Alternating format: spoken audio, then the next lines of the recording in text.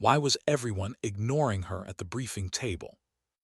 The men talked over each other, laughing, tossing half-serious jokes about the mission ahead. Papers shuffled, coffee cups clinked. But she just sat there silent, still, focused on the manual in front of her. Not a word, not even a glance up. Captain Sarah Chen had learned long ago that silence carried more power than noise.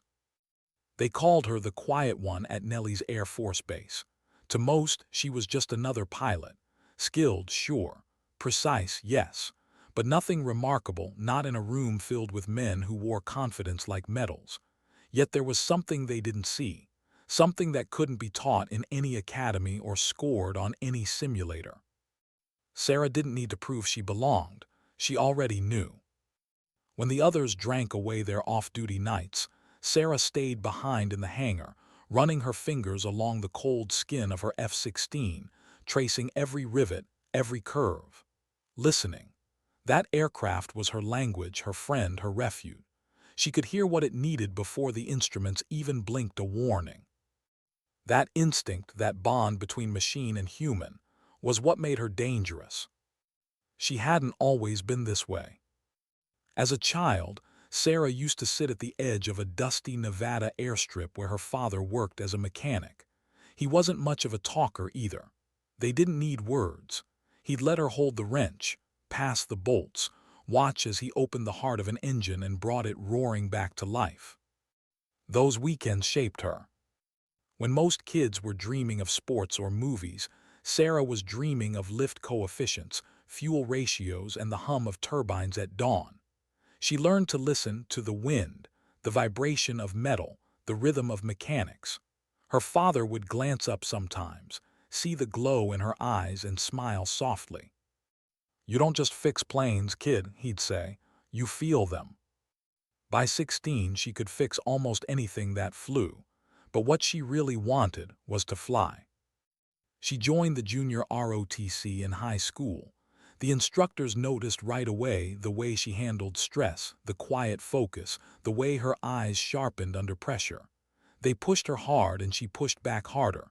Her scores were perfect, her discipline unmatched, her silence unbreakable.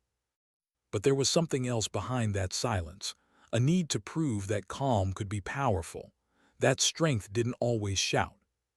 When she applied to the Air Force Academy, she was told the same thing every other girl heard: "It's tough. You'll need to be tougher." She was. The first year nearly broke everyone. Dawn runs in freezing rain, obstacle courses that left bodies trembling, academic loads heavy enough to crush even the strongest minds. But Sarah kept going. She'd wake at 4 a.m. to run extra miles alone, and at night, she'd sit by a dim lamp, memorizing systems diagrams until her eyes blurred. Some nights she'd think about her father's old workshop, the smell of oil and metal, the sound of wind cutting through desert silence.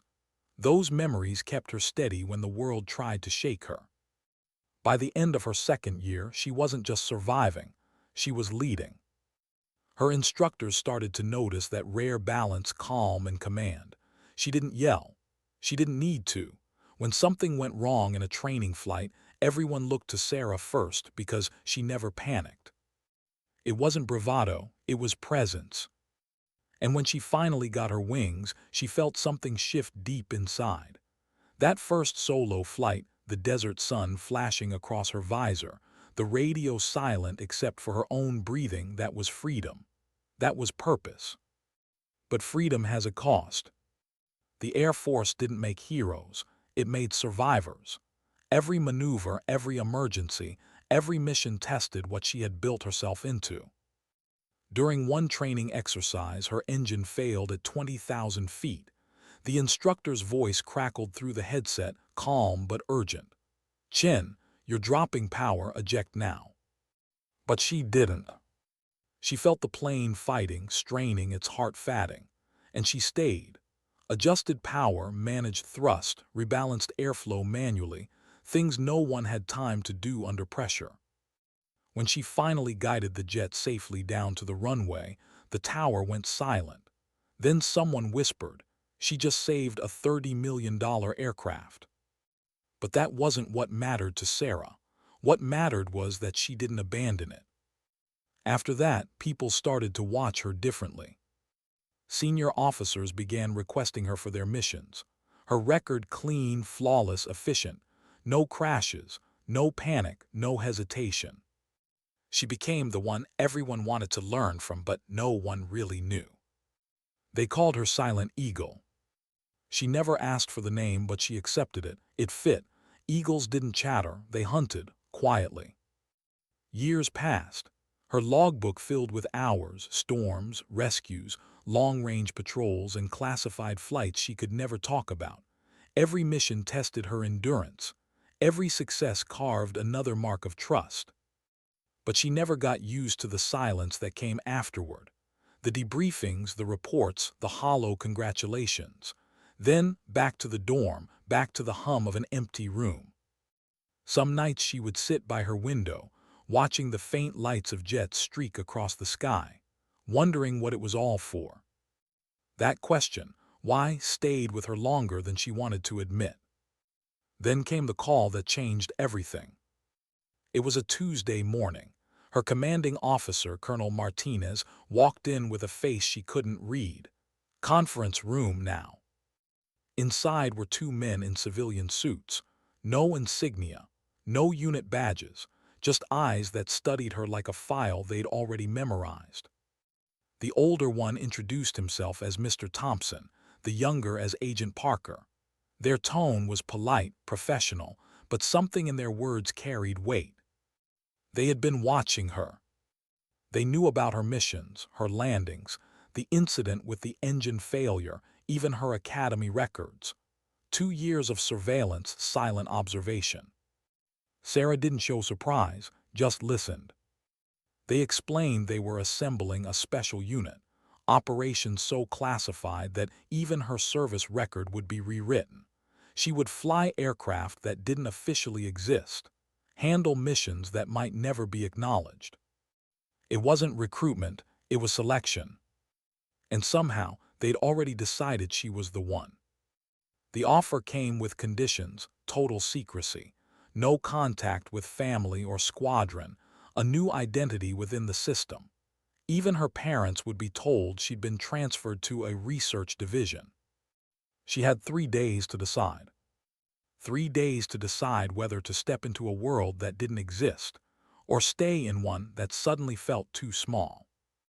That night she drove out to the old airfield where her father used to work.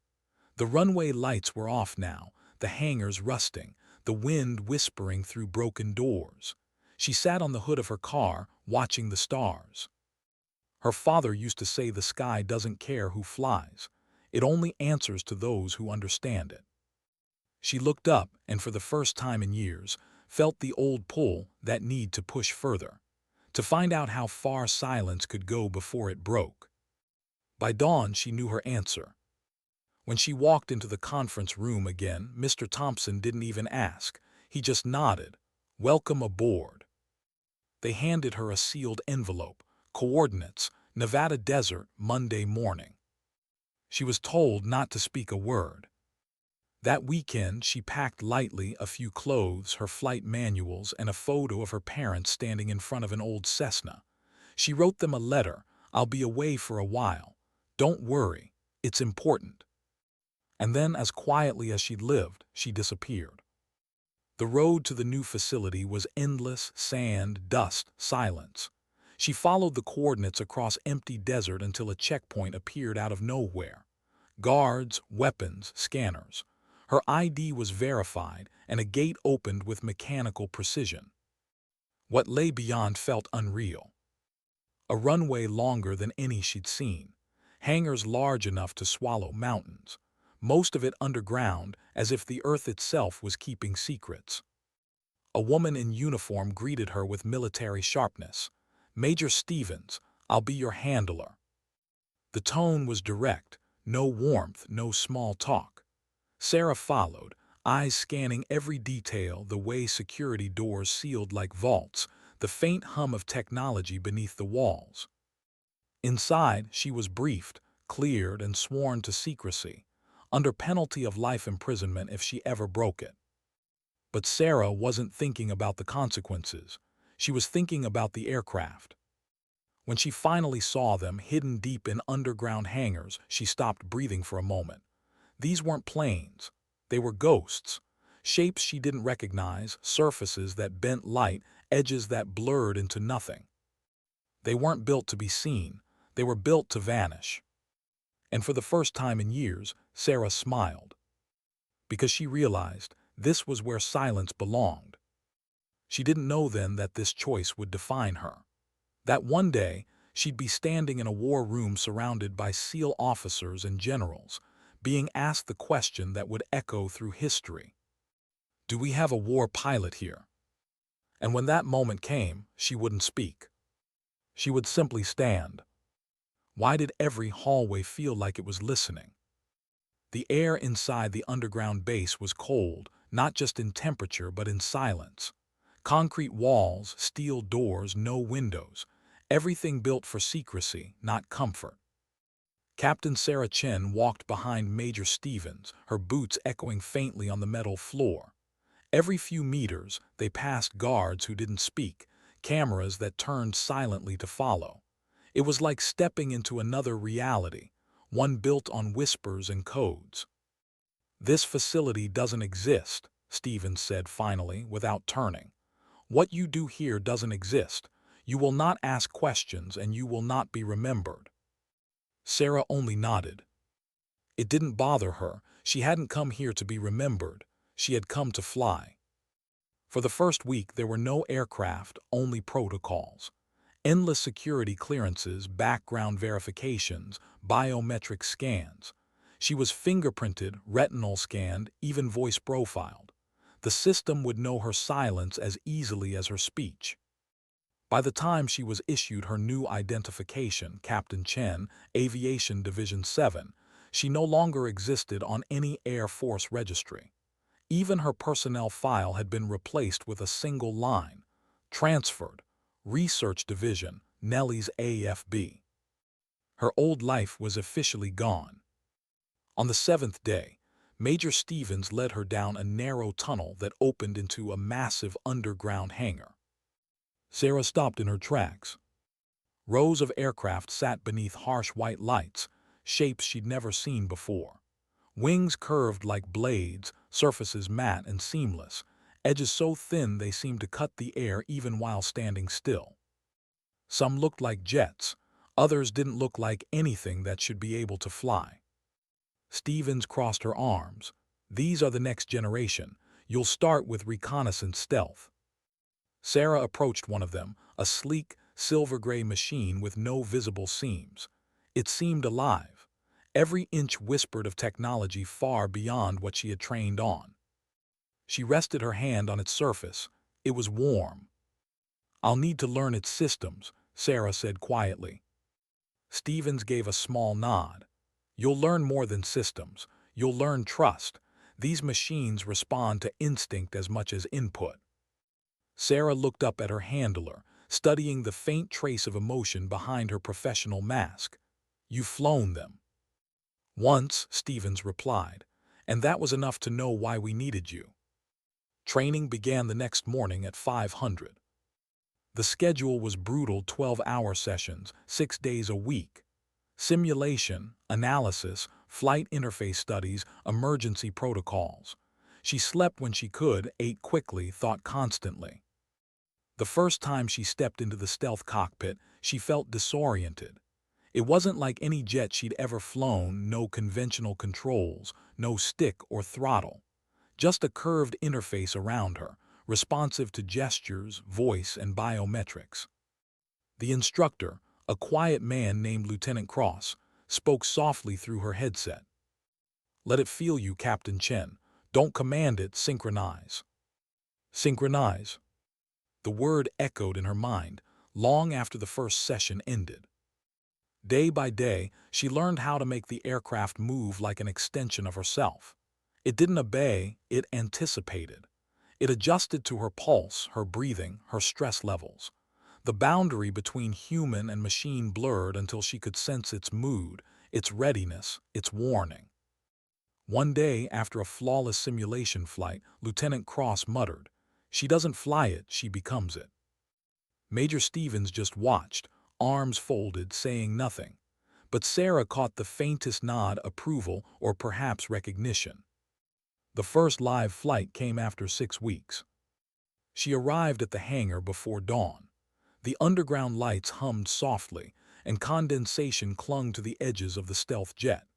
She climbed into the cockpit, heart steady but alive with anticipation. "Call sign, Falcon 1, Cross said through her headset. "You're cleared for altitude climb and stealth transition test. Proceed at your discretion." She closed her eyes for one breath, then took control.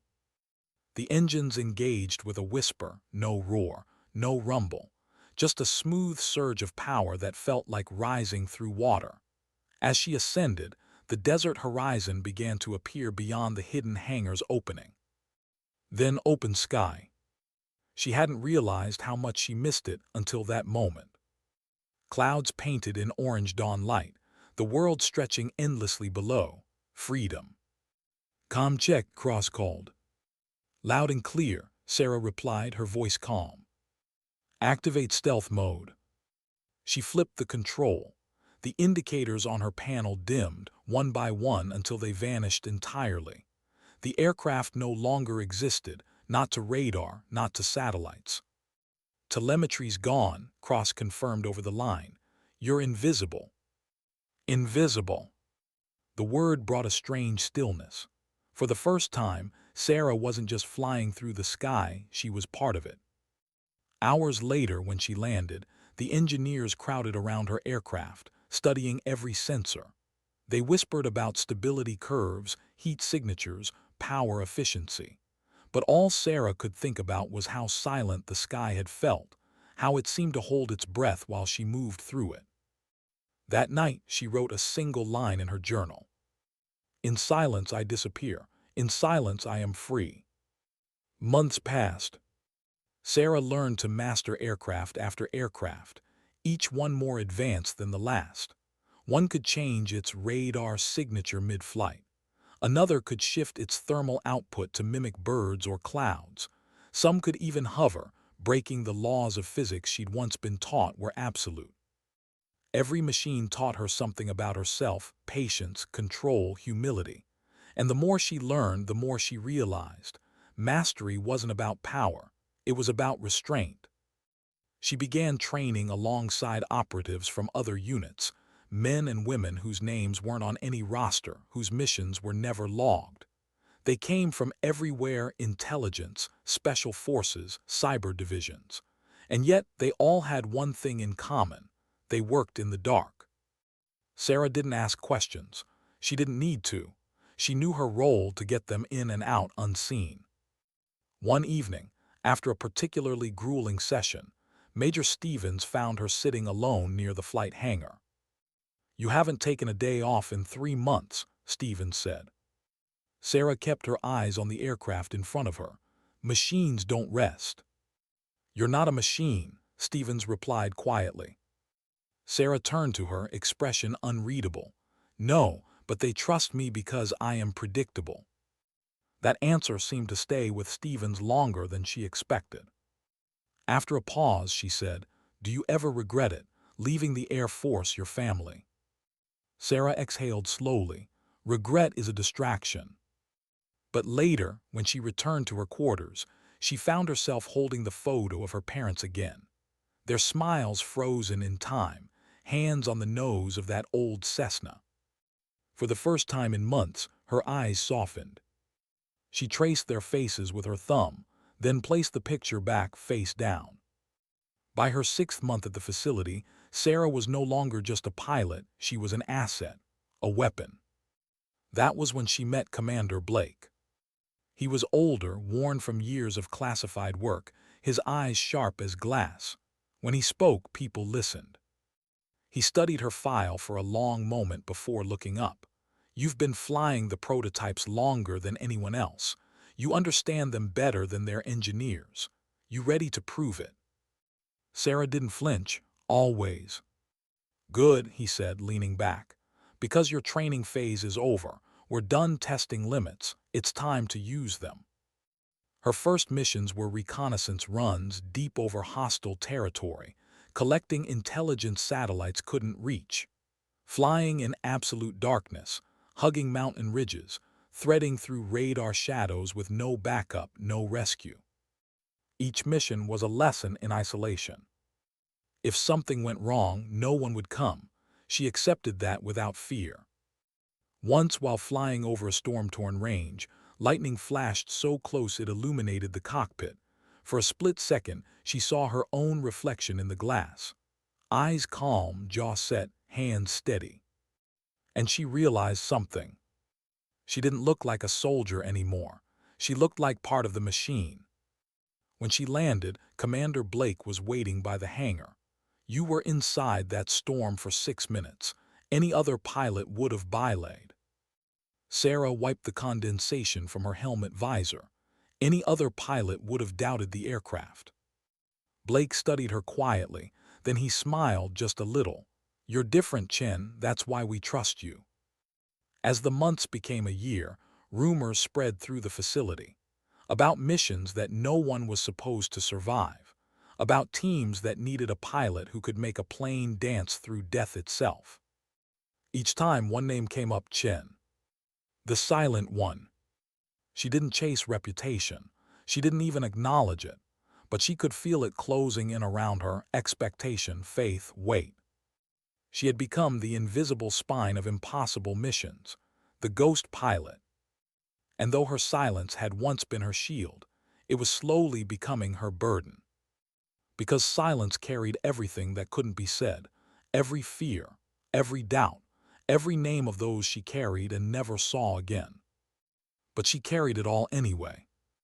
One night, after completing another classified flight, she walked back alone through the underground corridors. The lights above flickered slightly, and for a moment the hum of machinery faded. It was just her footsteps, her shadow, her silence, and something inside her whispered that this was only the beginning, that the missions ahead would ask for more than skill. They would demand pieces of her soul. She paused at the steel door leading to her quarters, looked at her reflection, tired eyes, flawless uniform, expression unreadable. Then she whispered, almost to herself, "Some wars aren't fought in the sky, they're fought inside the quiet." And she knew she was ready for both. Why was the call coming at 3 a.m.? Sarah Chen had learned that calls at that hour were never good. They didn't come for training flights or evaluations. They came for one reason only, because someone, somewhere, was in trouble. The knock on her door was sharp, urgent. "Captain Chen, report to the main conference room immediately." She didn't ask questions. She was already up. By the time she stepped into the briefing room, the air was electric, tense, crowded, alive with urgency. Men in uniforms she didn't recognize. Some wore the insignia of the Navy. Others had none at all. And standing at the center of it all was Commander Blake, his face grave. Beside him, a tall man with a beard and the calm posture of a predator turned as she entered. His eyes studied her like she was a calculation he needed to solve. "Lieutenant Commander Roberts," he introduced himself, "Navy SEALs." He didn't shake hands. He didn't smile. He just said, "We've got a situation." Sarah stood quietly as the room filled with maps, satellite imagery, and grainy footage projected onto the screen. A remote mountain region, an enemy compound built into the rock itself, guard towers, armed patrols, missile sites. Roberts pointed to the image. "Hostage situation, 12 American civilians taken 3 days ago. The location is fortified, no roads accessible. Ground assault would be suicide." A younger officer added, "Helicopter insertions impossible. The airspace is saturated with anti-air defenses. They've ringed the valley with radar-guided launchers." Commander Blake folded his arms. "We've run every model. Every option fails." Silence fell over the table. Then Roberts looked straight at Sarah, "Except one." The room turned toward her. She didn't speak, just waited. Robert stepped closer. "We've heard of you, the pilot who can make impossible landings, the one who doesn't panic when everyone else does." Sarah's expression didn't change. He pointed at the terrain map again. "We need to get a team in here." He circled a small plateau barely wider than a tennis court, 500 feet long, surrounded by cliffs. No lights, no margin for error. You'd have to descend vertically under fire, extract us with hostages, and climb out before enemy reinforcements arrive. Even Blake looked uneasy. "It's a death trap." Roberts didn't disagree. "Probably. Then quietly, but it's our only shot."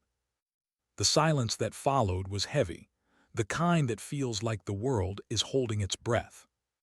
Sarah stepped closer, eyes narrowing on the map. "What's the altitude?" she asked. 9,000 feet. "Wind speed?" "Variable, mountain turbulence." "What aircraft?" Roberts hesitated. "You'll choose." That was when she understood. They weren't asking her to join the mission. They were asking her to define it. The briefing stretched into hours, diagrams, flight simulations, threat analyses. Sarah didn't just listen. She rebuilt the plan in her head. The entry path, radar shadows, heat signatures, extraction angles, everything had to align perfectly. When the meeting ended, Blake called her aside. "Be honest, Chen, is it possible?"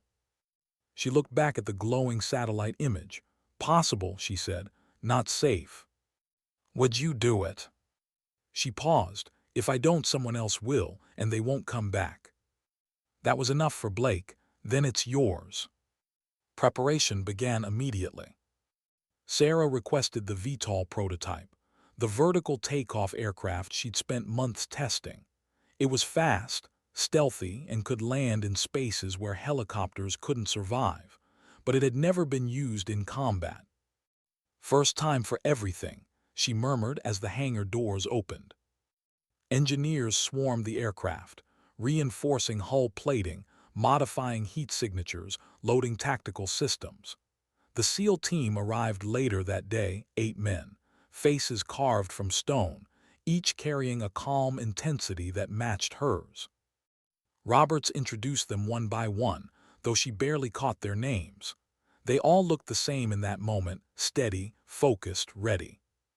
"You're our lifeline," Roberts said quietly. "You go down, we all die." Sarah just nodded. "Then I won't go down." 4 hours before takeoff, she sat alone in the simulator, running through the flight again and again. Every valley, every wind shift, every second of descent burned into memory. She didn't need sleep. She needed precision.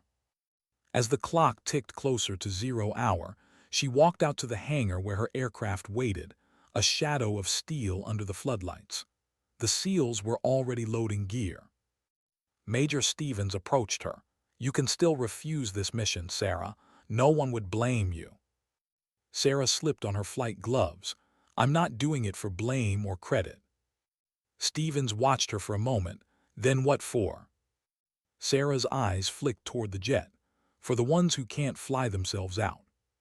The desert night was cold as she climbed into the cockpit. The engines purred to life, not a roar, just a whisper. One by one, the SEALs boarded. Roberts took the co-pilot seat, though he didn't touch the controls. "Call sign Raven," he said. "We move on your mark." Sarah's hands hovered over the interface. Her breathing slowed. Her pulse matched the rhythm of the machine. And then liftoff. The aircraft rose smoothly into the black sky, disappearing into the wind. For the first 2 hours, they flew in silence. The only sound was the low hum of engines and the occasional crackle of the radio. The terrain grew rougher, ridgelines and valleys twisting beneath them like scars on the earth. Sarah flew lower, hugging the ground, using the mountains to mask their radar signature. At one point, Roberts leaned forward. "How close are we to the floor?" She answered without looking up. "Too close to make a mistake." He didn't ask again.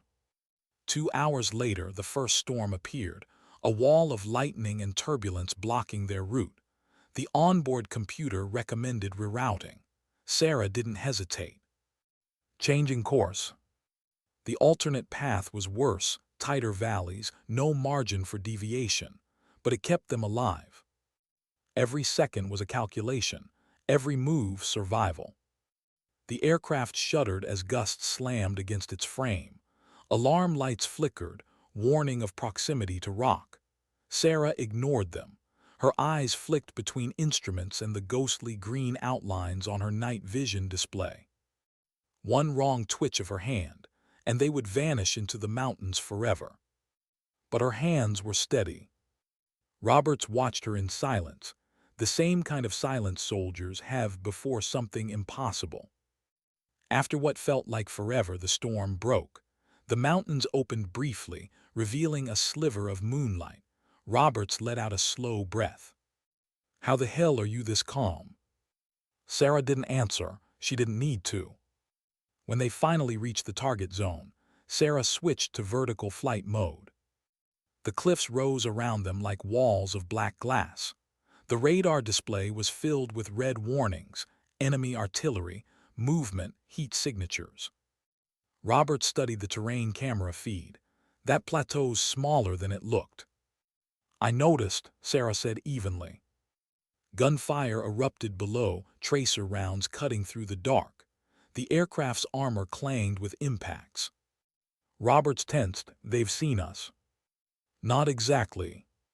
Sarah dipped the aircraft sideways, using the cliff face as cover. The altimeter dropped rapidly, 300 feet, 200, 100. The plateau appeared beneath them, a patch of dirt surrounded by nothing but death. "Hold tight," she warned. She transitioned into hover. The aircraft fought the wind. Bullets sparked across the fuselage. Warning alarms screamed. "Landing gear engaged," the computer intoned. Sarah's voice was steady. "Ignore system panic." Roberts clenched his jaw. "You can't land here." But she already had. The aircraft touched down with surgical precision, 3 feet from the cliff's edge. "Move," she shouted. The SEALs were out in seconds, disappearing into the night like ghosts. Sarah stayed behind, keeping the engines running, her eyes on the radar feed. Her heart pounded in the quiet space between explosions. Through her headset, Robert's voice crackled. "We've breached the compound. Contact heavy. 2 hostages secured." Minutes turned to eternity. Gunfire, silence, then more gunfire. Sarah watched the clock. 10 minutes on the ground, 15, 20. Then she heard it, the sound of boots pounding toward the aircraft. Figures emerging from the darkness, the SEALs, carrying wounded men and terrified hostages. "Go, go, go," Roberts shouted. Sarah didn't wait. As soon as the last man was aboard, she lifted off, bullets ricocheting off the hull, explosions lighting the mountainside. The aircraft tilted sharply as a missile whooshed past, detonating behind them. The shockwave rattled every bolt in the frame. "Missile lock," the system warned. Sarah yanked the aircraft sideways, descending sharply through the canyon, scraping between stone walls. Alarms blared. The world spun. But she didn't lose control. She became control. And then silence. They were clear. 2 hours later, the aircraft landed at a secure base. Medical teams rushed in, pulling wounded SEALs and hostages to safety. Sarah sat in the cockpit for a long moment, breathing slowly, her hands still on the controls. When she finally climbed out, Roberts was waiting. His face was streaked with sweat and dust, one arm in a sling. He looked at her for a long time before saying, "You just did the impossible." She shook her head. "No, you did." He smiled faintly. "Maybe, but you got us home." For the first time in a long while, Sarah allowed herself to smile, small, quiet, real. By the next morning, the story of the mission had spread through every level of special operations. Classified or not, legends travel fast. They started calling her the ghost pilot. But she wasn't thinking about glory. She was thinking about what Roberts had said before they took off. "You're our lifeline." She realized now that flying wasn't about the aircraft, or the mission, or even survival. It was about connection. The silent thread between trust and action, between life and loss, between those who go and those who bring them home. That night, as she stood on the airstrip alone, wind brushing her face, she whispered to the dark sky, "Sometimes saving lives doesn't look like courage, it looks like control." And somewhere beyond the clouds, the echoes of gunfire faded, replaced by the soft, endless hum of silence. Why did the silence after victory feel heavier than the battle itself? The hangar lights were still burning when Sarah Chen stepped back onto the tarmac. Engines were cooling. Tools clattered. Somewhere in the distance, a helicopter lifted off, carrying the wounded. But here, in the space between adrenaline and aftermath, there was only quiet. The mission was over and successful. Every hostage alive. Every SEAL accounted for. The kind of impossible operation that would never make the news but would echo through the corridors of command. Yet Sarah didn't feel triumph, just stillness. Her hands were trembling only slightly, not from fear, but from the slow return of reality. Hours ago, she had been surrounded by chaos. Now, the quiet was deafening. Commander Blake approached her, clipboard under one arm. His expression was unreadable. "You realize," he said quietly, "what you just did will be talked about for decades, even if no one outside this base ever hears it." Sarah met his gaze. "We did what had to be done." He studied her for a moment. "You don't even want the credit, do you?" She shook her head. "Credit doesn't keep people alive." Blake smiled faintly. "And that's why you're different." The next morning she was summoned again, this time to a conference room lined with brass and badges. Air Force generals, Navy admirals, intelligence directors. The kind of men who usually spoke in layers of politics and polished rehearsals. Now they just listened. Lieutenant Commander Roberts stood at the front of the room, arms still bandaged, giving his report. He didn't read from notes. He didn't need to. "Her flying," he said, voice steady, "was beyond procedure. I've been in operations for 20 years and I've never seen anyone fly through those conditions. She kept us alive when no one else could have. I watched her land that aircraft on a piece of rock smaller than a schoolyard. If that's not the definition of courage, I don't know what is." The room stayed quiet for several seconds after he finished. Then a general broke the silence, "And her conduct during extraction." Roberts smiled faintly. Calm, focused, not a single wasted movement, like she'd already flown that mission 100 times in her mind. When the meeting ended, several officers shook her hand, murmuring words like remarkable and indispensable. But the one word that stuck with her was reliable, because that was all she ever wanted to be.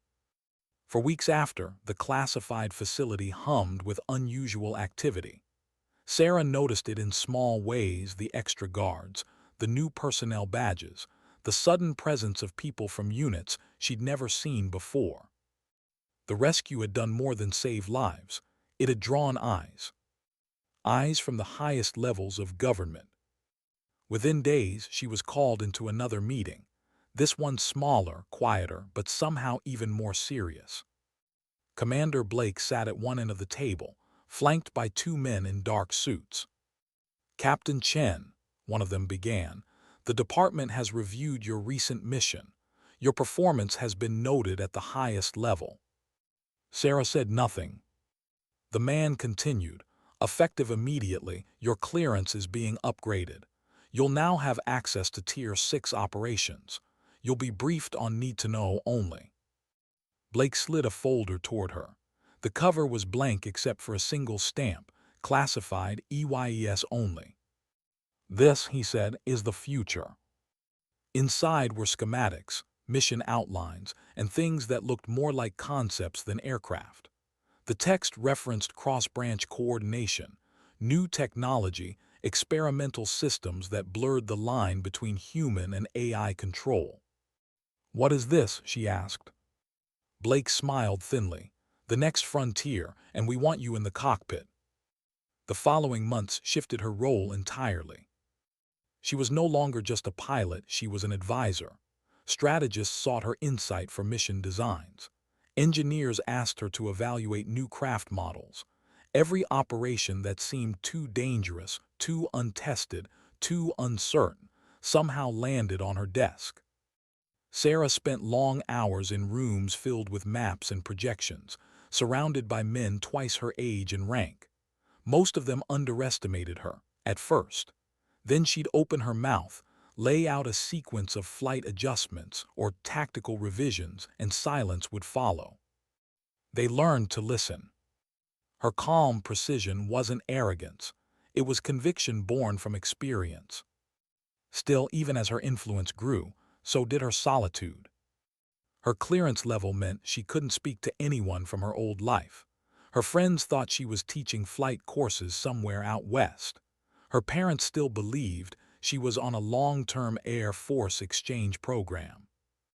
Some nights she'd sit in her quarters, rereading their old letters, her heart a quiet ache. She had chosen this path, but sometimes choice felt like exile. The facility's pilots began to treat her differently. They whispered stories, the ghost pilot who flew into hell and came back with 12 souls. Some saluted her in the halls, others just stared in awe, but she didn't crave reverence. If anything, it made her uneasy. Because reverence leads to expectation, and expectation leads to failure. One day, as she was running post-flight diagnostics, a young pilot approached, barely 20, his eyes full of nervous admiration. "Ma'am," he said, "I just wanted to say, that mission you flew, it's the reason I joined this division." Sarah looked up from her tablet. "What's your name?" "Lieutenant Harper, ma'am." "You ever land in a storm before, Harper?" He blinked. "Not yet." "Then don't study my mission," she said softly. "Study the mistakes I didn't make." The young man frowned slightly, not understanding, but Sarah smiled faintly, almost kindly. "Flying isn't about bravery," she said. "It's about not letting fear make decisions for you." Weeks later, Commander Blake found her reviewing a set of schematics for a prototype stealth bomber, one that didn't officially exist. "Still working late?" he asked. "Always." He leaned against the console. "The SEAL commander, Roberts, put in a formal commendation for you." Sarah didn't look up. "It'll be classified." Blake smiled. "Does that bother you?" She paused. "No, but sometimes I wish my parents could know what I'm doing isn't just silence." He nodded, expression softening. "They don't have to know, you know, and that's enough." She wanted to believe that. But belief doesn't always silence loneliness. 6 months after the rescue, she began hearing whispers of something bigger, something beyond even the operations she'd been part of. A crisis brewing overseas, a rogue unit stealing advanced technology, missions being denied as impossible. The higher-ups called it containment, the operatives called it suicide. Sarah called it inevitable. Because she could feel it, the shift. Every war has a moment where skill meets purpose. Hers was coming. One night during a systems test, Major Stevens walked into the hangar, her expression unreadable. "Command wants you in the lower briefing room," she said. "Now." Sarah wiped the grease from her hands. "What's going on?" "Something different." The elevator descended deeper than she'd ever been allowed before, levels she didn't know existed. When the doors opened, she stepped into a room filled with faces from every military branch: Army, Navy, Air Force, CIA. At the center stood General Morrison, chairman of the Joint Chiefs. When he spoke, the room fell silent. "Captain Chen," he said, "we have a situation." He gestured to the display screen. It showed satellite footage of a heavily fortified base, mountains, anti-aircraft systems, radar nets glowing red. "A rogue unit in a hostile nation has seized classified American technology," he said. "If it's sold, global security collapses." He turned toward her. We've analyzed every scenario. Every strike plan fails. No pilot can penetrate this defense grid. No aircraft can land inside without being destroyed. He paused, letting the words sink in. Then he asked the question that would define her life. Do we have a war pilot here who can accomplish the impossible? The room went completely still. Every pair of eyes turned to her. Sarah stood there, quiet, motionless. The hum of the lights above seemed to fade. For a moment, she remembered her father's words on that old airstrip. You don't just fix planes, kid. You feel them. And then softly she spoke. Yes, sir. Later that night, alone in her quarters, she stared at her reflection in the mirror, the face of someone both proud and burdened. She didn't look like the girl who once dreamed of flying. She looked like someone who had forgotten how to dream and learned only how to endure. Still, she smiled faintly, because she knew that endurance was its own kind of courage. Outside, the desert wind howled against the base walls. Somewhere beneath it, engines whispered, testing, waiting, preparing. And in the silence of her room, Sarah whispered back, You wanted a war pilot general, you have one. What do you tell yourself when the mission might be your last? For Captain Sarah Chen, the answer was simple. You don't tell yourself anything, you just prepare. After that meeting, the one where General Morrison asked if they had a war pilot capable of the impossible, everything changed. The classified base, already silent, became a machine of motion. Engineers, analysts, operatives, technicians, everyone moved with a single purpose now. And at the center of it all was her. Sarah wasn't just another pilot anymore. She was the mission. The facility's innermost hangar had been cleared for her team. Rows of engineers worked under white light, hunched over computers and prototypes. The object at the center of the room looked like something pulled from the future, sleek, black, seamless, the surface absorbing every reflection. Her new aircraft. It had no name, only a designation, Shadow Wing. Designed to vanish, built to survive nothing. One of the engineers, a quiet man with gray hair and a scar under his eye, approached her. Captain Chen, we've been told you'll be taking her up once modifications are complete. Sarah studied the jet. What kind of modifications? He smiled thinly. All of them. They were fitting the craft with adaptive camouflage, an optical distortion layer that made it nearly invisible to radar, infrared, and visual sensors. Its engines were hybrid, part fusion, part classified tech she wasn't cleared to understand. You'll be flying something that technically shouldn't exist, he said. Sarah looked at him, calm as ever. Then I'll have to make sure it does. Training began immediately. For the next 3 months, Sarah lived in the hangar. Her world shrank to equations, simulations, and sleepless nights. Every hour was a test. Every mistake a potential death sentence. The mission parameters were brutal. She would have to infiltrate an enemy stronghold hidden deep inside a mountain valley, shielded by the most advanced air defense network on the planet. Dozens of radar systems, multiple surface-to-air missile zones, electronic jammers, and zero margin for error. Her objective: land inside the base itself, extract the Special Operations Unit along with stolen U.S. technology, and escape before enemy reinforcements closed in. Estimated ground time, 19 minutes. Failure window, 0. No rescue plan, no backup. Just Sarah. During one of the test flights, she pushed the Shadow Wing beyond limits, climbing to altitudes where air was thinner than breath. The craft vibrated with strain, its systems screaming in protest. Ease up, Chen, the engineer's voice came through her headset. You're outside approved parameters. But she didn't ease up. Because she needed to know what the machine could endure, what she could endure. At the edge of atmosphere, she looked out at the curve of the earth below. The sky wasn't blue here, it was black, silent, infinite. And for a moment, she felt something she hadn't in years: peace. Then she descended again, falling back toward the desert, engines cutting through gravity like a blade through glass. When she landed, the ground crew was waiting, half in awe, half in disbelief. "Ma'am," one said, "you just broke 3 classified altitude records." Sarah climbed down from the cockpit, removing her helmet with quiet grace. "Records don't matter," she said. "Survival does." She met the Special Operations Team 2 weeks later. 12 men drawn from every elite unit imaginable: Rangers, SEALs, CIA paramilitaries, and one quiet medic who looked barely 20. Each of them had the same look in their eyes: acceptance. They knew the odds.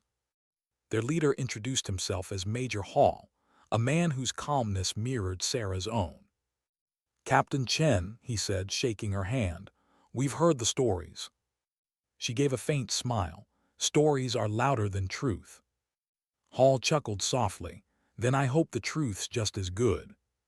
For days they trained together, rehearsing entry and extraction, syncing timing down to the second. Every movement choreographed, every risk calculated. The operation room became their world: 3D holographic models of terrain, defense grids, and flight paths filling the air. "You'll come in under their radar curtain," Hall explained. "We'll infiltrate through maintenance tunnels beneath the facility. We grab the package, then you extract us, fast and clean." Sarah nodded, eyes fixed on the digital terrain. "You'll have 19 minutes after touchdown." Hall raised an eyebrow. "That exact?" "That exact." He smiled. "Guess we picked the right pilot." The days blurred into nights, the sound of engines replaced by endless simulation runs. Sarah barely slept, but exhaustion never showed on her face. When she wasn't flying, she was studying enemy radar signatures, storm patterns, electronic interference models. She memorized everything, not because she was told to, but because uncertainty killed faster than bullets. She found herself spending quiet moments alone in the hangar, hand resting on the Shadow Wing's smooth hull, listening to the faint hum of its systems cooling. Sometimes she thought she could hear it breathing.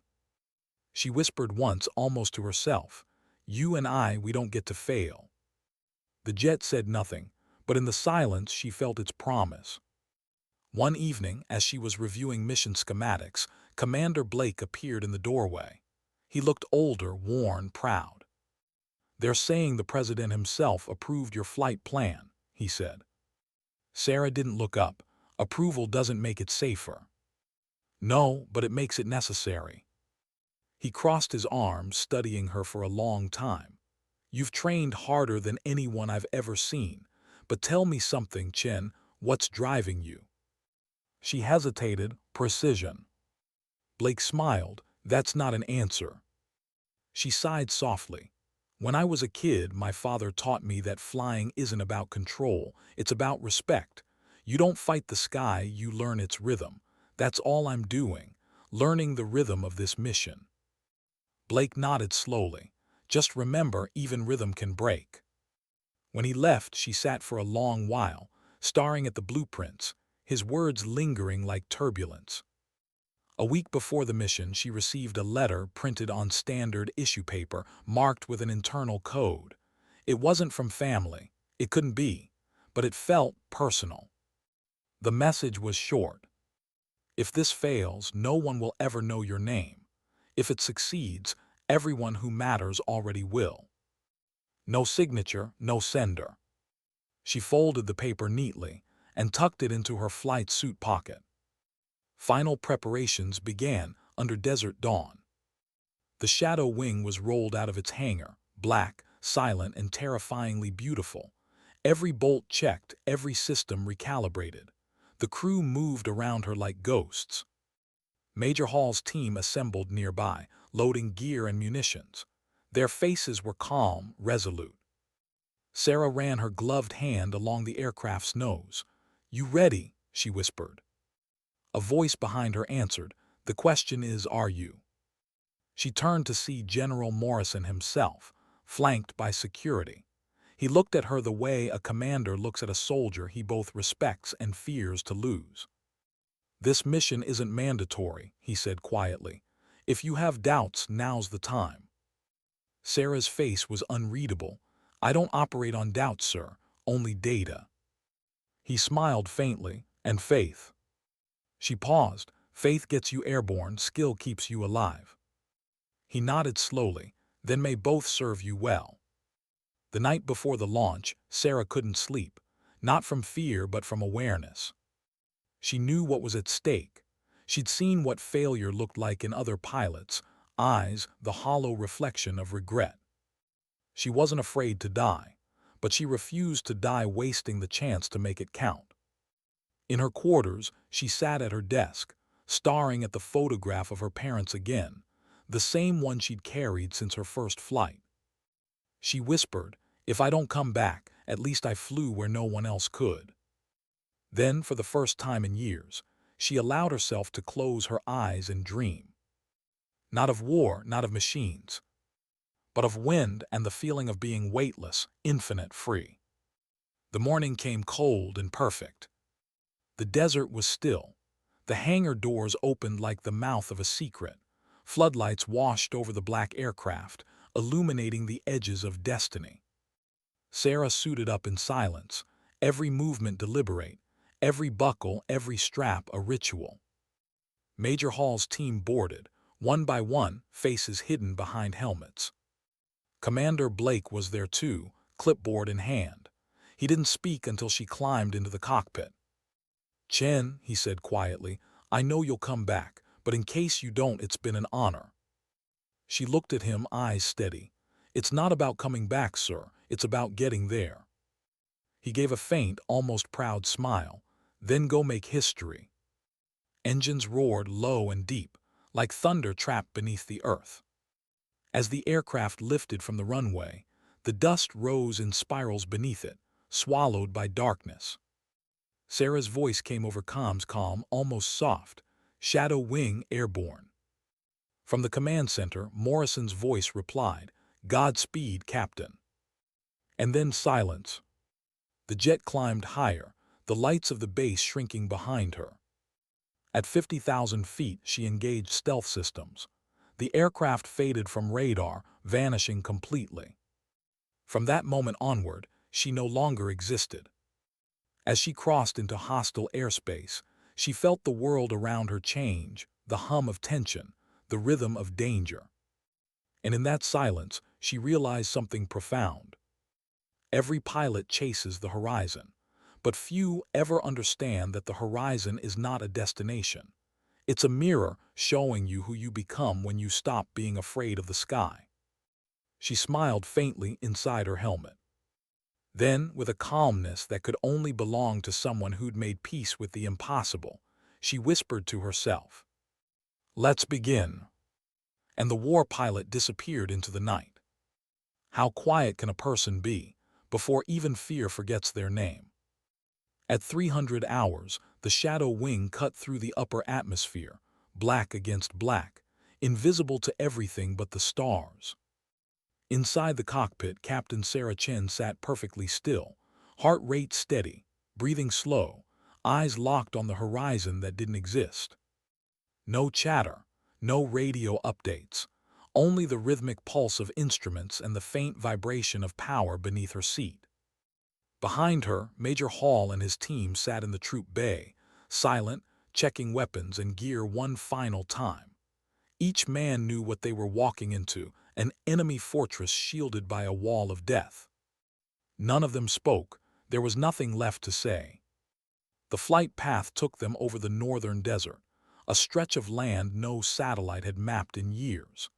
Enemy radar arrays filled the space ahead, forming a digital net designed to catch everything with wings. But Sarah's jet was everything. It was a ghost. Her display flickered, a glowing lattice of detection cones, each one a potential death zone.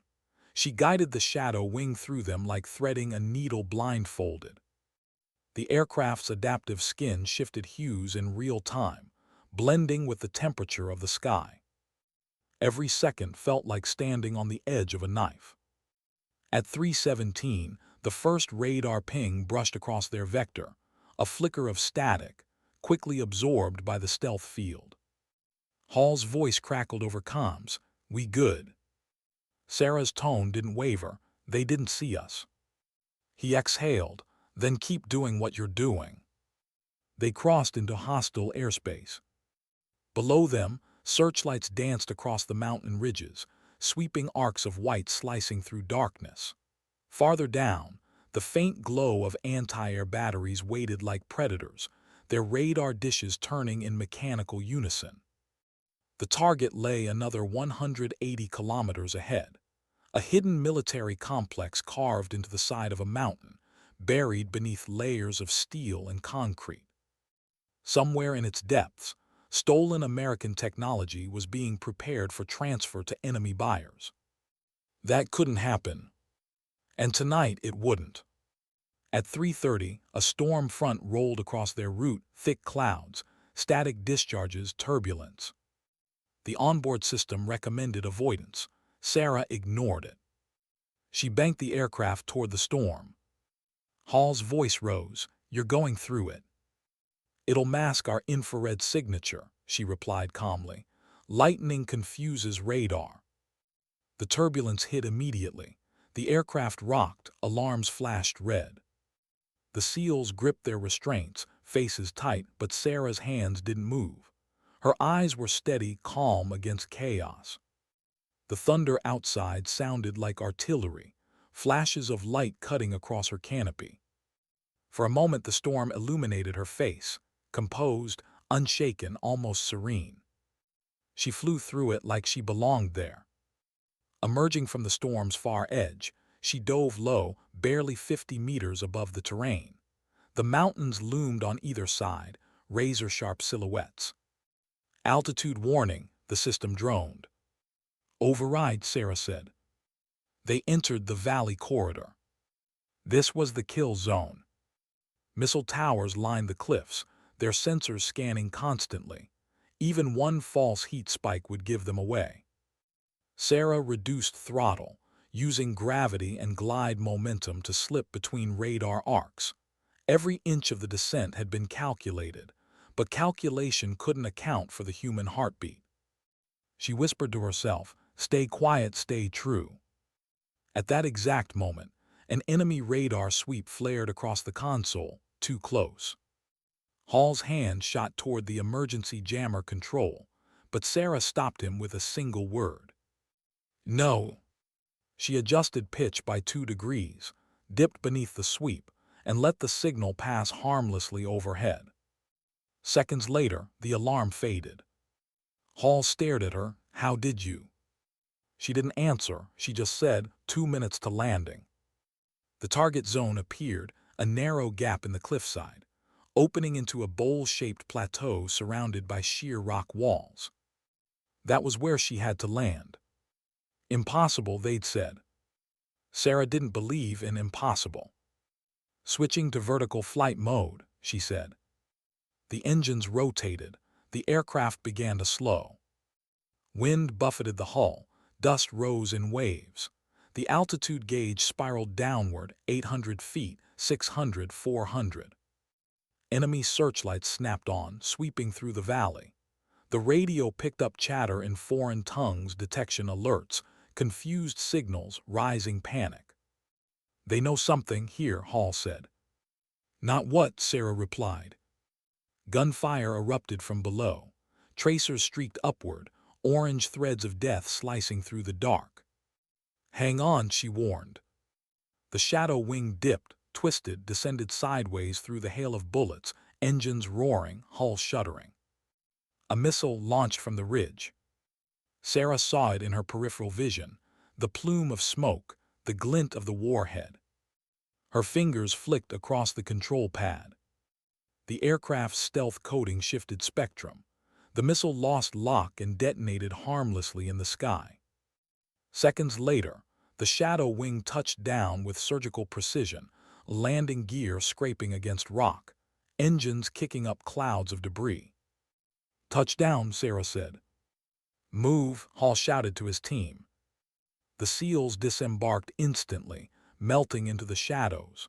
Sarah stayed in the cockpit, monitoring heat signatures on her display. The mission clock started. 000000. 19 minutes. For the next 15, she was motionless, listening to gunfire echo faintly from the valley, monitoring the shifting dots of her team's trackers, adjusting for enemy movement. Every few seconds, she checked the radar sweep. Every few seconds, she whispered to herself, "Hold steady." At 00:14:22, Hall's voice returned, static-filled but clear enough. "Package secured, 2 wounded, we're heading back." Sarah's hands hovered over the throttle. "You've got 4 minutes." "Make it 3, Hall replied. The first figures appeared in the night, shadows sprinting across open rock, gunfire chasing them. She powered up the engines, lights still dark, waiting until the last man was aboard. "Everyone in." "Go," Hall shouted. Sarah lifted off, bullets hammering against the hull. Warning lights flashed red across the console, structural impacts, minor system damage. "Stay low," Hall yelled. "I know," she said. The aircraft shot forward, hugging the canyon wall. 2 enemy missiles locked on instantly, alarms screaming in her ears. Evasive. Sarah killed the primary engine. The shadow wing dropped like a stone. The seals shouted as gravity slammed them downward. At the last possible second, she reignited the thrusters and pulled hard left. The missiles streaked past, colliding into the cliffs. The explosion illuminated the entire canyon like daylight. Hall stared at her, eyes wide. How the hell? She cut him off. Seat belts were not out yet. Enemy radar now had them locked. Dozens of blips on the display, anti-air systems, scrambling aircraft, heat signatures rising everywhere. The sky itself had turned hostile. Sarah's breathing slowed even further. She throttled to maximum acceleration. The engines howled. The shadow wing surged forward, cutting through mountain passes so narrow the wingtips skimmed the rock. Behind them, enemy fighters appeared, small, fast, merciless. Hall leaned forward. "We can't outfight them." "We don't have to," she said. She dove toward the storm they had crossed earlier, the same wall of lightning that had shielded them on entry. "Are you insane?" "Just committed."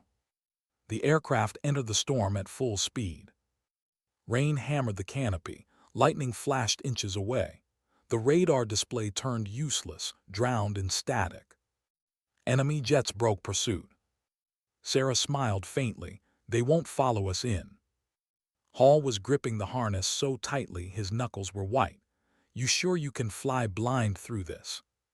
She glanced at him, calm, unflinching. "I'm not flying blind. I know the rhythm."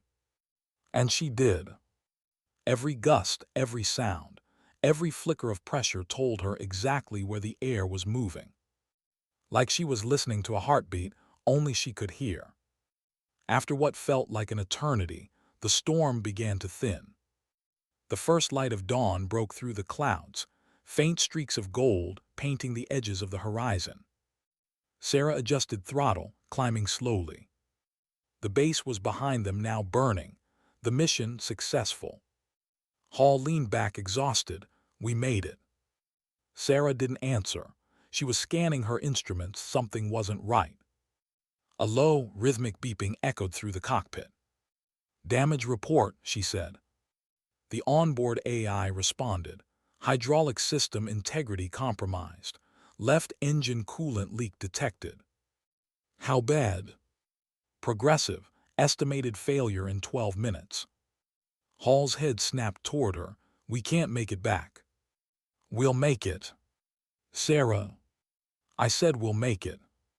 She throttled down slightly, balancing power between engines, coaxing the machine through the pain. The shadow wing trembled but obeyed. Every second felt like borrowed time. 10 minutes later, the facility's runway appeared through the haze, a gray line stretching across the desert. Sarah exhaled slowly. Base, this is Shadow Wing. Mission complete, we're coming home. Static, then a burst of voices, relief, disbelief, cheers. Hall looked at her, eyes filled with something beyond gratitude. You just did the impossible. Sarah's voice was quiet. We all did. The aircraft descended, wobbling as the damaged engine coughed. The landing was rough, hard, but true. When they finally came to a stop, the hangar doors opened, and a wave of technicians and medics swarmed toward them. Sarah powered down the systems, the hum of the engines fading into silence. She sat there for a moment, helmet still on, hands trembling slightly. Then slowly, she reached up and removed it. Her face was pale but calm. Outside, cheers erupted as Hall's team disembarked, carrying the recovered technology. Cameras rolled. Commanders watched from behind glass. Sarah didn't look at any of them. She just stared out through the canopy, eyes distant, almost sorrowful. Because for her, the mission wasn't glory, it was gravity. And gravity always pulls something out of you when you defy it. Later, when the debriefing was over, Commander Blake found her sitting alone in the hangar.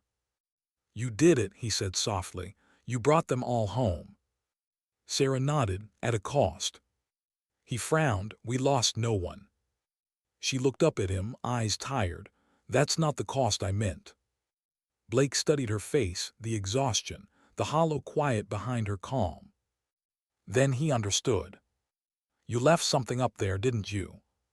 Sarah didn't answer. But the silence was enough. That night, as the facility powered down and the desert fell into darkness, Sarah stood beside the Shadow Wing, its surface scarred, burned, but intact. She ran her hand along the hull, whispering, "We made it." And somewhere deep inside, she felt the aircraft whisper back. Not in words, but in memory. The sound of engines, the weight of silence, the rhythm of survival. She turned to leave, her shadow stretching long across the hangar floor. And as she walked away, she thought of her father, of that dusty airstrip, of his voice under the roaring sky. You don't just fix planes, kid, you feel them. She smiled softly, because now she understood what he meant. You don't fly to escape fear, you fly to meet it and remind it who you are. Why do victories sometimes feel like funerals? The bass had never been louder. Applause, shouts, laughter echoing through the hangar walls, the kind of chaos that comes when men who have seen death realize for once they beat the odds.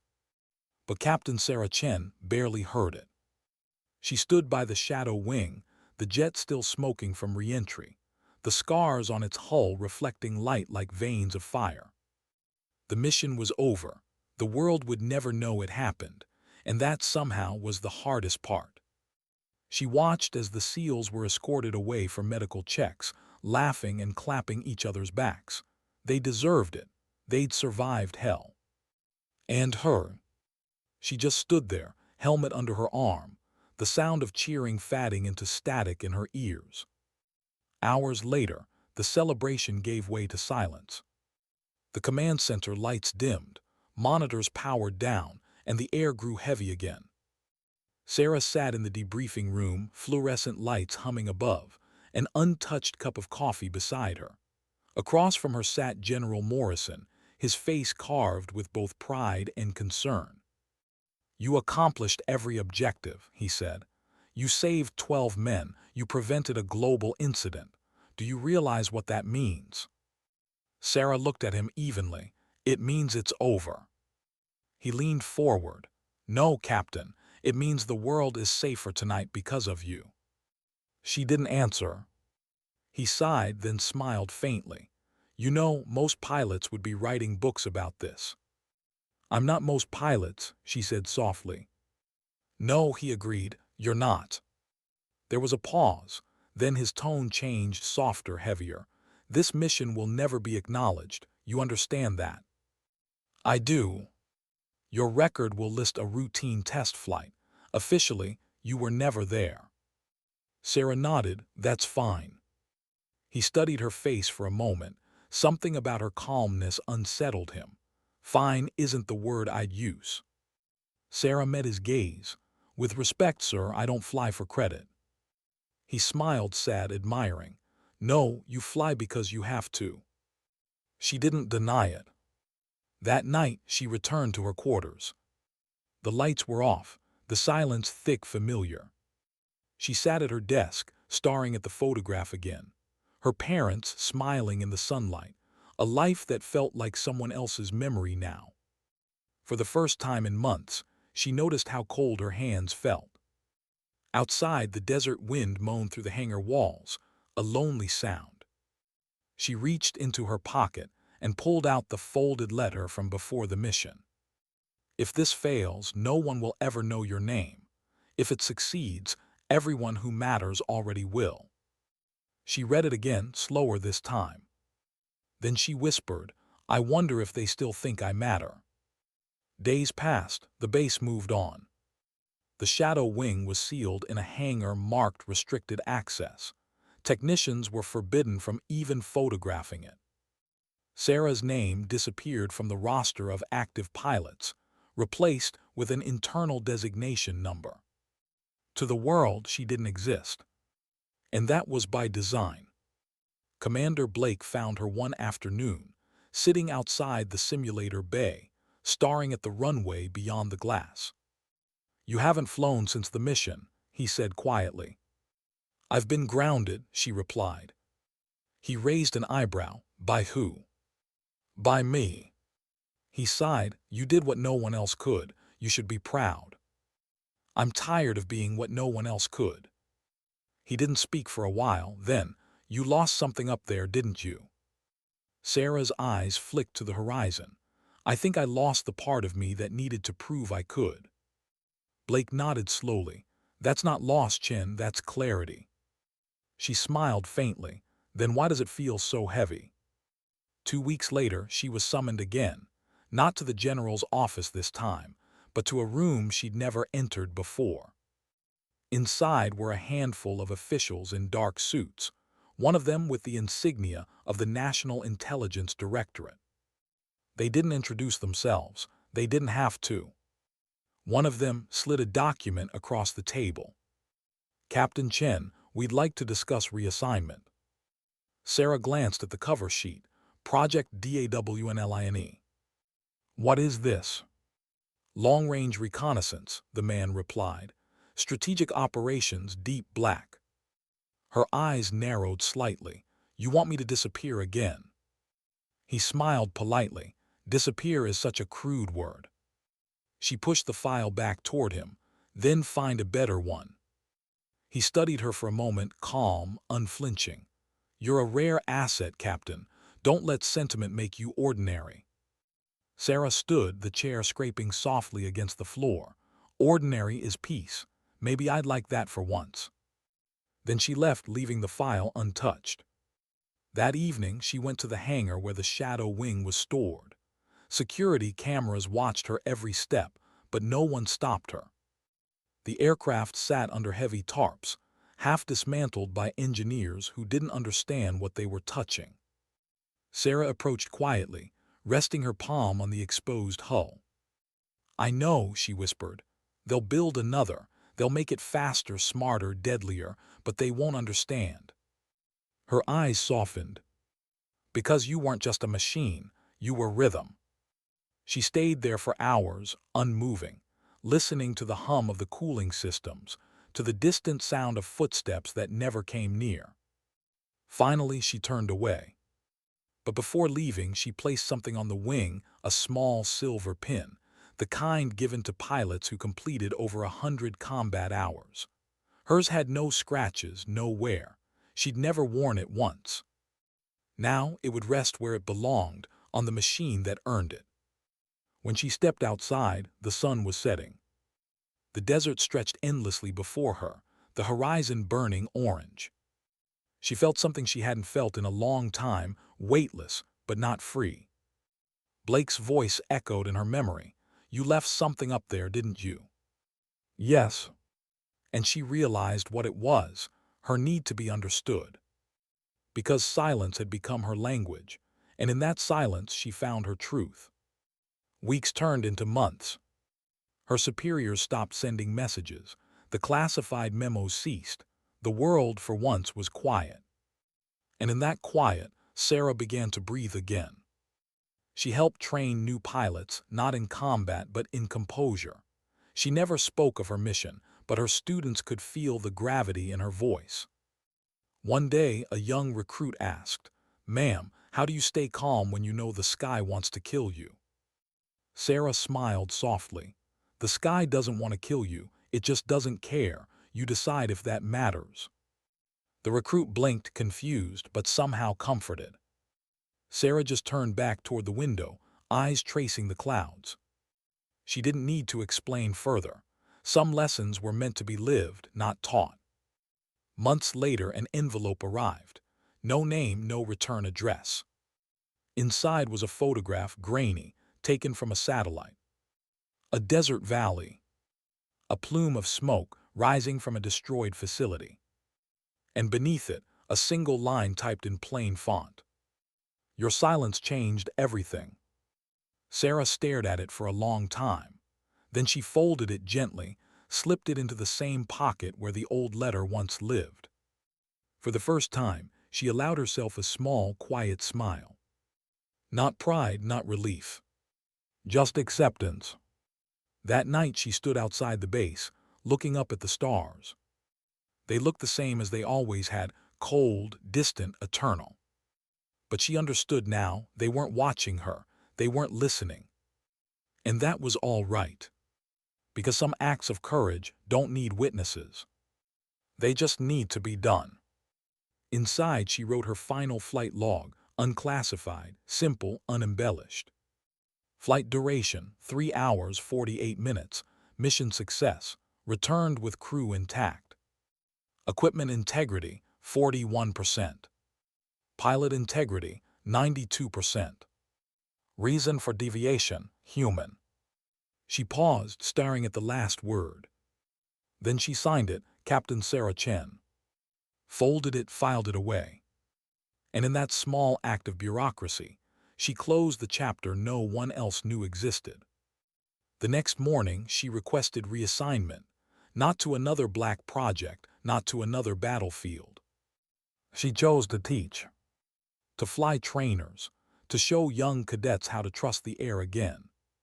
The general tried to talk her out of it. Blake didn't. He simply said, "You're not done flying, are you?" Sarah smiled faintly. "No, just done fighting." And so she flew again, not through storms or over war zones, but through open blue skies. Each takeoff felt lighter, each landing quieter. Sometimes between flights, she'd stand at the end of the runway, close her eyes, and feel the wind move through her hair, the same wind that once screamed with engines and fear. Now it just whispered.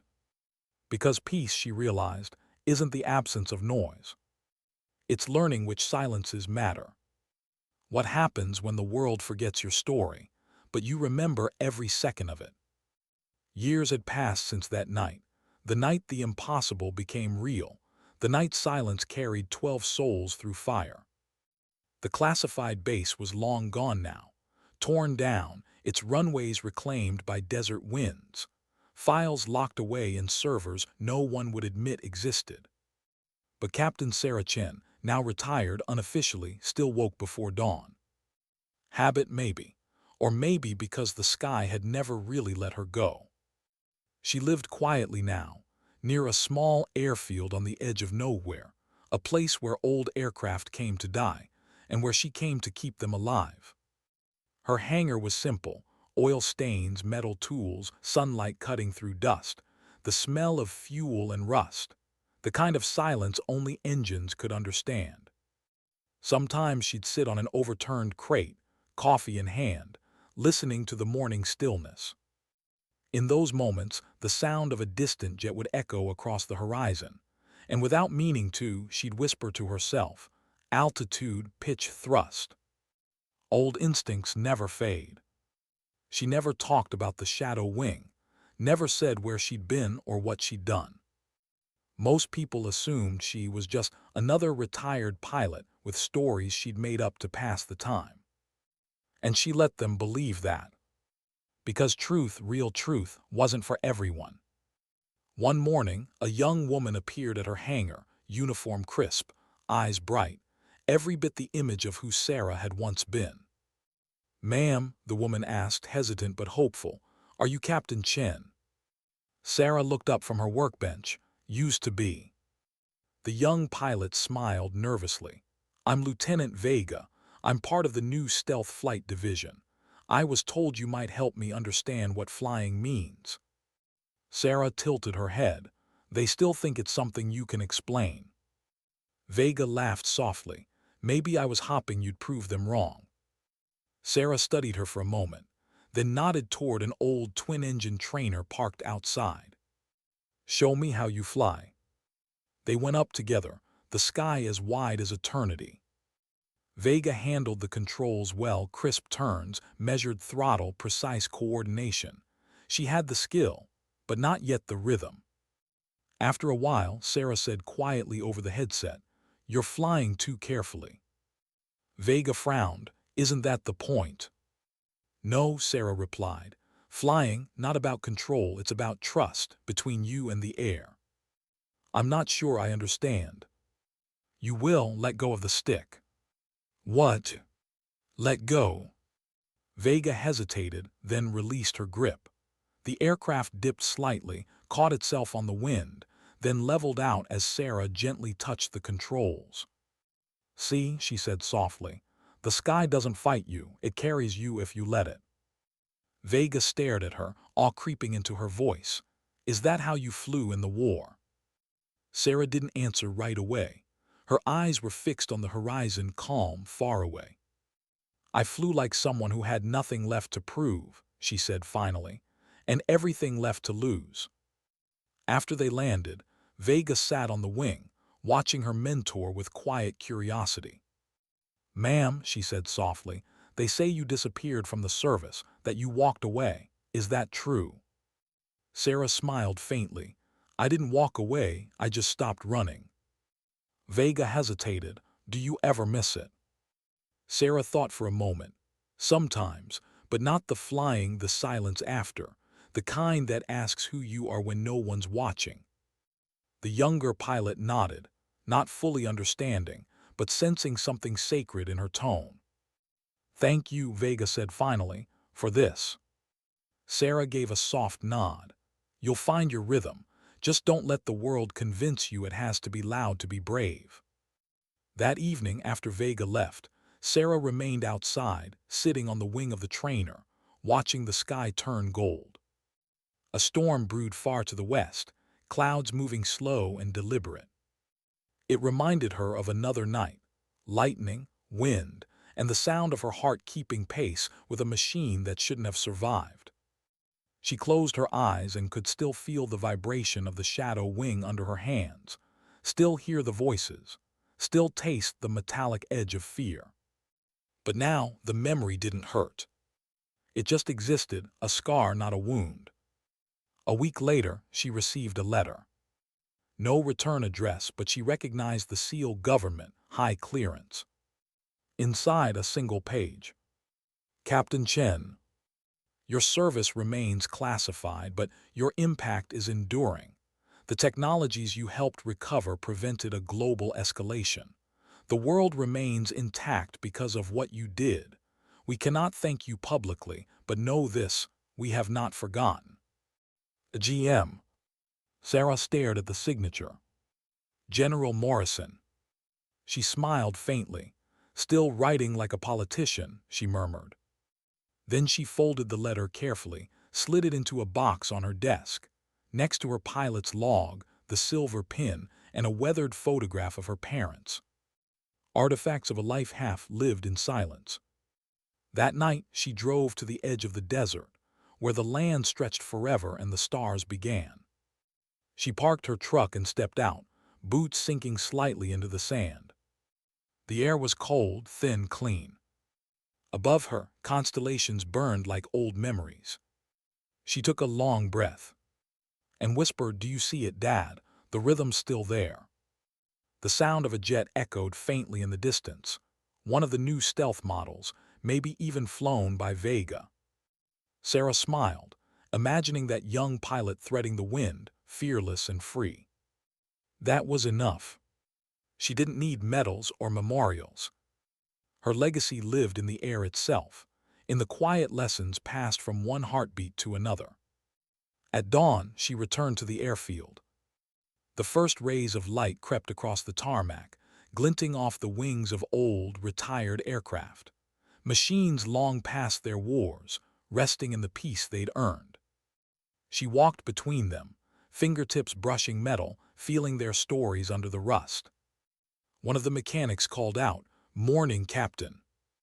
Sarah smiled faintly, just Sarah. He grinned, "You'll always be a captain to us." She didn't argue, just kept walking, slow and steady, until she reached the far end of the line where her own small trainer waited. The same one she'd flown with Vega. The same one she flew alone every Sunday, just to remind herself the sky still remembered her. She climbed into the cockpit, flicked the switches, felt the engine hum beneath her feet. The propeller spun faster, faster, a blur of motion and memory. She took off as the sun broke fully over the horizon. The air was smooth, gentle, not the air of war but of peace. As she climbed, she whispered the same words she'd said years ago, only softer now. "Let's begin." The clouds parted before her, gold spilling through the white. Her eyes glimmered with quiet pride. No missions, no orders, no one waiting on the ground. Just her and the endless rhythm of flight. Later, the people at the small airfield would say they saw her fly higher than usual that morning. A perfect ascent, clean and straight, the sun glowing off the wings until she was almost invisible.